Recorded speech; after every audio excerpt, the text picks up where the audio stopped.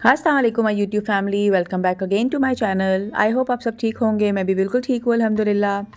तो आज मैं हाज़िर हूँ आपके साथ एक नए व्लॉग में, और यहाँ पे मैं स्टिच करने लगी थी अपने किचन के लिए कुछ नैपकिन्स, यानी जिनको हम साफ़ियाँ भी बोलते हैं। वैसे तो बाज़ार से बहुत इजीली मिल जाती हैं, लेकिन जैसा कि आप सबको पता है कि मैं स्टिचिंग भी करती हूँ, तो बहुत सारे लेफ़्ट ओवर पीसेस मेरे पास पड़े होते हैं।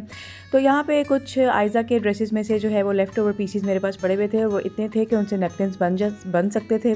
तो मैंने सोचा जल्दी से इनको स्टिच कर लेती हूँ और इनको यूज़ कर लेती हूँ, क्योंकि काफ़ी अर्से के ये पड़े हुए थे। और स्टिचिंग का काम तो ऐसा है कि जब आपका दिल कर रहा हो तभी स्टिचिंग होती है, वरना मशीन आपके सामने पड़ी होती है और आपका देखने को भी दिल नहीं कर रहा होता।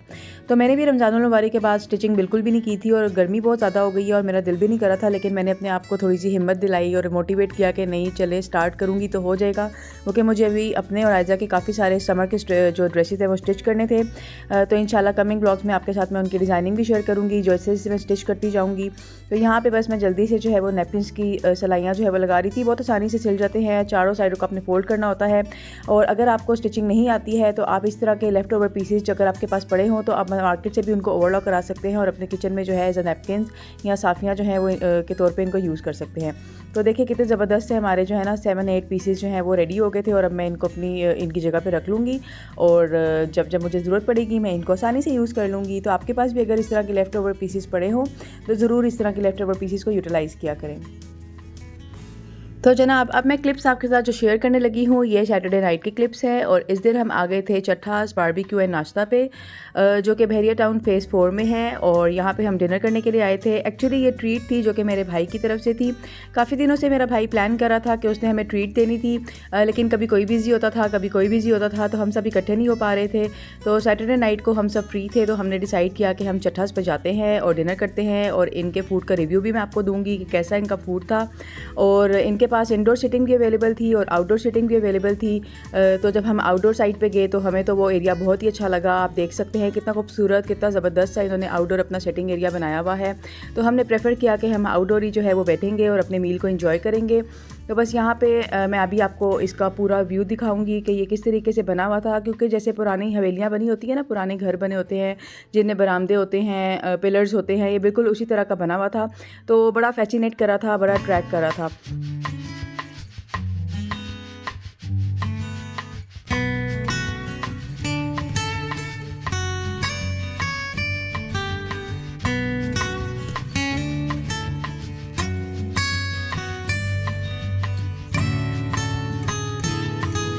इनका स्टाफ़ ही बहुत कोऑपरेटिव था, क्योंकि हम लोग माशाल्लाह क्वांटिटी में ज़्यादा थे, तो इन्होंने हमारे लिए जल्दी से टेबल्स और चेयर्स जो है वो अरेंज कर दिए थे। और फ़ास्ट फूड तो हम लोग अक्सर ही खाते रहते हैं, तो हमारा मूड था कुछ देसी फूड ट्राई करेंगे, इसलिए हमने चट्ठास को सिलेक्ट किया था कि इनका देसी फूड हम ट्राई करेंगे, क्योंकि इनके पास देसी चिकन, जैसे अगर आपको देसी खाना पसंद होता है, देसी घी में बना हुआ खाना पसंद होता है, तो आप ज़रूर चट्ठास को ट्राई कीजिएगा, आपको बहुत अच्छा लगेगा। तो अब मैं आपको इसकी बिल्डिंग का जो है वो ओवरऑल व्यू दिखाती हूँ कि ये किस तरीके से बनी हुई थी। और मैं भी थोड़ा सा हैरान हो रही थी, और फिर मैंने इनसे पूछा कि यहाँ पे कौन कौन से रेस्टोरेंट्स हैं, क्योंकि यहाँ पे ऊपर जो था वो मीकॉन्ग के बैनर्स भी लगे हुए थे, इस साइड पे चट्ठास टी कंपनी भी लिखा हुआ था। तो फिर इनके वेटर ने मुझे बताया कि यहाँ पे शीशा बार भी है, स्नूकर क्लब भी है, चट्ठास भी है, इसके अलावा मीकॉन्ग भी है। तो 3-4 रेस्टोरेंट्स जो है ना वो इन्होंने एक ही बिल्डिंग के अंदर जो है वो सेट किए हुए थे। यहाँ पे हम अपना फ़ूड इनको ऑर्डर कर चुके थे, और टाइम पास के लिए इन्होंने हमें 2 लूडो दे दी थी, जिनसे हमारा टाइम बहुत अच्छा पास हो रहा था। बच्चे अपनी लूडो खेल रहे थे और बड़े जो हैं वो अपनी लूडो खेल रहे थे। यहाँ पे मेरी मुमानी, मेरी सिस्टर, मेरे हस्बैंड और मैं, हम चारों की टीम बनी हुई थी, और मेरी लक कुछ ज़्यादा ही अच्छी चल रही थी, क्योंकि मेरा और मेरी मुमानी का 6 जो है वो आ गया था, और मेरी सिस्टर और मेरे हस्बैंड जो है वो काफ़ी देर तक जो है उनकी गीटियाँ घर से बाहर नहीं निकली थी। तो ऐसा ही होता है जब आप अपनों के साथ बैठे होते हैं, हंसी मजाक कर रहे होते हैं, कोई ना कोई पुरानी बात भी आपको याद आती है, और आप कुछ ना कुछ एंजॉय कर रहे होते हैं, तो आपको बहुत अच्छा लगता है। और सैटरडे नाइट को मौसम भी बहुत अच्छा था, ठंडी ठंडी सॉफ्ट सी हवा चल रही थी, और ऐसे मौसम में जो है ना हम लोग लूडो भी खेल रहे थे और गपशप भी लगा रहे थे, तो बहुत ज़्यादा अच्छा लग रहा था सबको। और लूडो तो एक ऐसी गेम है, चाहे बच्चे इसको खेल रहे हों या चाहे बड़े इसको खेल रहे हों, हमेशा सब बहुत ज़्यादा एंजॉय करते हैं। आपका टाइम भी बहुत अच्छा पास हो जाता है और आपको मज़ा भी बहुत आता है।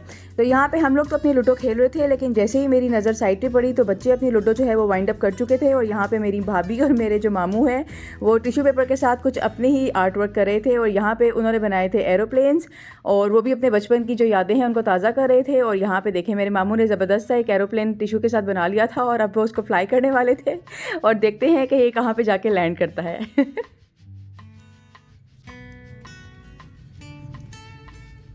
और यहाँ पे हमारी लूडो भी वाइंड अप हो चुकी थी क्योंकि सबको एक न्यू एक्टिविटी मिल गई थी। सबके हाथ में टिश्यू पेपर था और सब कोई ना कोई चीज़ बनाने की कोशिश कर रहे थे। और यहाँ पे मेरी मामी ने बहुत ही ज़बरदस्त सा पर्स बनाया था टिश्यू पेपर से, और मेरे हस्बैंड भी अपने बचपन की कोई पुरानी चीज़ बनाने की कोशिश कर रहे थे जो कि उनको याद नहीं आ रही थी, लेकिन वो मुसलसल बिजी थे क्योंकि वो कोई रोस्टेड चिकन बनाने की कोशिश कर रहे थे जो कि टॉवल से या न्यूज़पेपर से टिश्यू पेपर से बन सकता है। तो बस वो अपनी एक्टिविटी में बिज़ी थे। फिर फाइनली उनसे वो रोस्टेड चिकन जो है वो बन गया था और इसको देख के मेरी मुमानी को भी याद आया कि हाँ जी, हम भी टावल से इस तरीके से बनाया करते थे। तो उन्होंने जो है वो बिल्कुल सही रोस्टेड चिकन जो है वो बना लिया था। और आप देख सकते हैं कि यहाँ पे सब जो है वो कितने मज़े की एक्टिविटीज़ में बिज़ी हैं और सब बहुत ज़्यादा इंजॉय कर रहे थे। और इन्हीं तमाम एक्टिविटीज़ के साथ हमारा टाइम गुजर गया और हमारा जो ऑर्डर था वो भी आ गया था। और यहाँ पे हमने मंगवाई थी मटन कढ़ाई जो कि बहुत ज़्यादा टेस्टी थी, आप देख सकते हैं। इसके अलावा हमने मंगवाई थी मखनी चिकन कढ़ाई, ये भी बहुत ज़्यादा मज़े की थी। साथ हमने मंगवाए थे रेशमी कबाब, रायता, सैलड, नान, रोगनी नान भी अवेलेबल थे और जो पतीली रोटियां होती हैं वो भी अवेलेबल थी। इसके अलावा हमने मंगवाया था ब्रेन मसाला यानी मगज़। वैसे तो मुझे ब्रेन मसाला वगैरह या मीट वगैरह इतना मुझे पसंद नहीं है, मैं नहीं शौक़ से खाती हूँ, लेकिन मैंने इसको टेस्ट किया था, ये काफ़ी अच्छा था और बाकी सबको भी बहुत ज़्यादा पसंद आया था और बाकी तमाम फूड भी इनका बहुत अच्छा था। और यहाँ पे मैंने अपनी प्लेट भी रेडी कर ली थी और अब मैं इसको एंजॉय करूँगी। और आई होप मेरी आज की ये वीडियो आपको बहुत ज़्यादा अच्छी लगी होगी। अगर अभी तक आपने चट्ठास को ट्राई नहीं किया तो ज़रूर इसको भी ट्राई कीजिएगा, आपको बहुत अच्छा लगेगा। आई होप मेरी आज की ये वीडियो आपको बहुत अच्छी लगी होगी, आपने बहुत इन्जॉय की होगी। और अगर आप मेरे चैनल पे न्यू हैं तो काइंडली मेरे चैनल को सब्सक्राइब करें। वीडियो मेरी अगर आपको अच्छी लगती है तो इसको लाइक और शेयर ज़रूर कीजिएगा, ये आपकी तरफ से मेरे लिए एक गिफ्ट होगा। और लास्ट वीडियो में मुझे इतना ज़्यादा प्यार देने के लिए बहुत ज़्यादा थैंक यू मेरे सब्सक्राइबर्स, मेरी प्यारी प्यारी यूट्यूब फैमिली, आप सबका बहुत ज़्यादा शुक्रिया जिन्होंने मेरी लास्ट वीडियो पे मुझे इतना ज़्यादा प्यार दिखाया है। इसी तरह मेरी तमाम वीडियोज़ को सपोर्ट कीजिएगा और इनको लाइक और शेयर कीजिएगा। तो यहीं पे मैं अपना आज का ब्लॉग एंड करती हूँ और आप लोग यहाँ पे चट्ठास के प्यारे से खूबसूरत से इन्वायरमेंट को एंजॉय करें और मुझे ज़रूर कमेंट सेक्शन में बताइएगा कि आपको ये चट्ठास का जो लोकेशन है, इनका जो बिल्डिंग है और इनका जो इन्वायरमेंट है वो कैसा लगा है। मुझे कमेंट सेक्शन में ज़रूर फीडबैक दीजिएगा और ये भी बताइएगा कि आपको मेरी आज की ये वीडियो कैसी लगी है। अपना बहुत सारा ख्याल रखिएगा, दुआ में याद रखिएगा। अल्लाह हाफिज़।